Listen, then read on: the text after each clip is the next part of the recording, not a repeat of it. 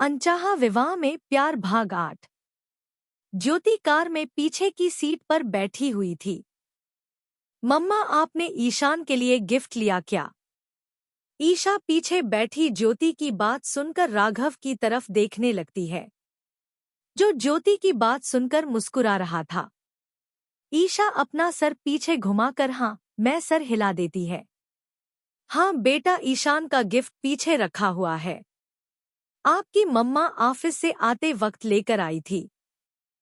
विनीत अपने घर के फ्लैट को चारों तरफ से देखता है, फिर कमरे में आकर बेड पर उल्टा लेट जाता है। उसकी आंखों के सामने ईशा का ही चेहरा आ रहा था। वो मुस्कुराता हुआ, कितनी प्यारी और सुंदर है ईशा मैम। फिर सीधा होकर एक हाथ अपने सर के नीचे रखकर लेटता हुआ गहरी सांस छोड़कर, अब घर और नौकरी तो हमें मिल गई है, अब पूरा ध्यान काम में ही देना होगा। आलोक जी और सौरभ दरवाजे के पास खड़े मेहमानों का स्वागत कर रहे थे। ईशा, राघव और ज्योति भी अंदर आते हैं। आलोक जी ईशा को गले लगाकर, कैसी है हमारी गुड़िया? ठीक हूँ पापा, आप कैसे हैं? अच्छे हैं हम।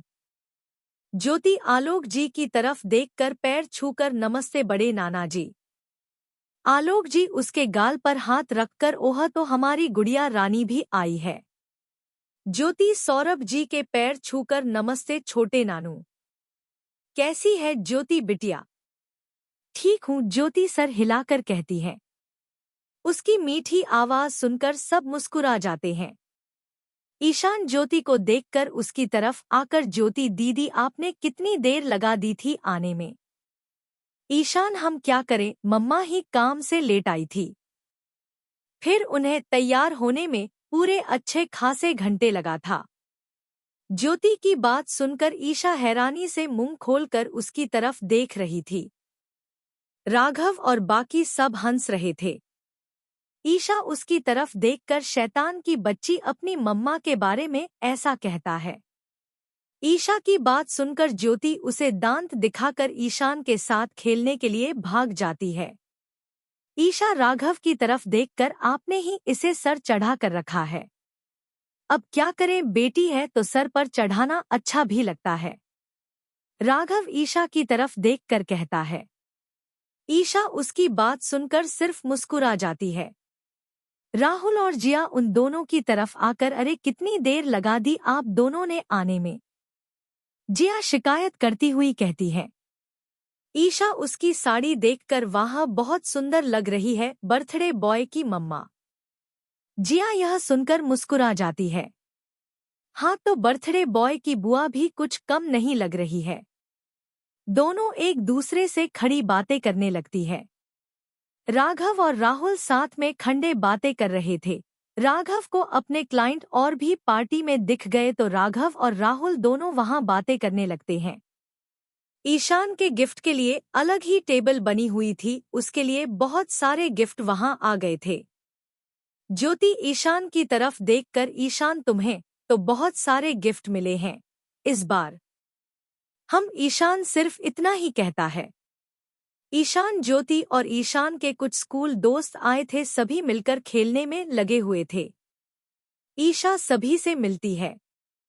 सभी से मिलने के ईशा किचन में चली आती है जिया के साथ। जिया उसे खाने का मेन्यू दिखा रही थी।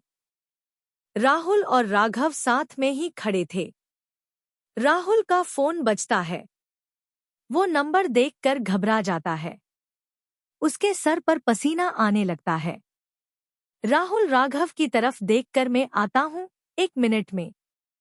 राहुल थोड़ी दूर जाकर, कहा था ना अभी फोन मत करना, घर पर पार्टी चल रही है।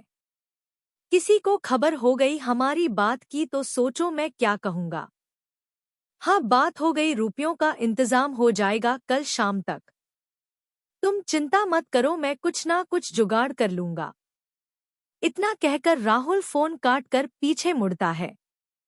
उसे सामने ईशा खड़ी दिखाई देती है।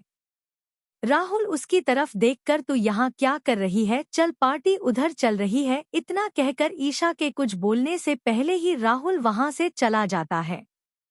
ईशा कंधा उचकाकर, राहुल भैया को क्या हो गया है? कुछ ही देर में जिया और ईशा केक लेकर आते हैं। ईशान केक कटिंग के लिए खड़ा था पर टेबल थोड़ी ऊपर थी इसलिए उसे कुर्सी के ऊपर खड़ा होना पड़ा था। ईशान के केक कटिंग के समय तालियों की बौछार होने लगती है। सभी बारी बारी से ईशान को केक खिलाते हैं। उसे खाया ही नहीं जा रहा था। वो सबको हाथ दिखाकर रुको भई, बच्चे को पहले अपने मुंह का तो खाने दो। उसकी बात सुनकर सब हंसने लगते हैं।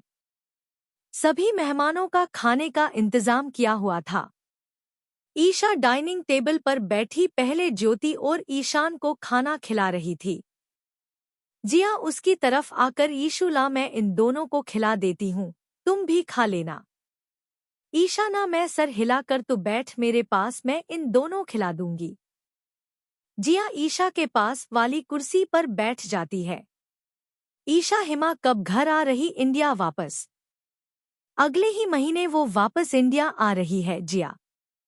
ईशा लास्ट बाइट ईशान को खिलाती हुए कहती है। सभी मेहमान खाने के बाद घर के निकल रहे थे। अब सिर्फ घर के ही लोग थे गोयल हाउस में। ईशान और ज्योति दोनों ही बहुत थक गए थे इसलिए नीचे के कमरे में खेलते हुए सो गए थे।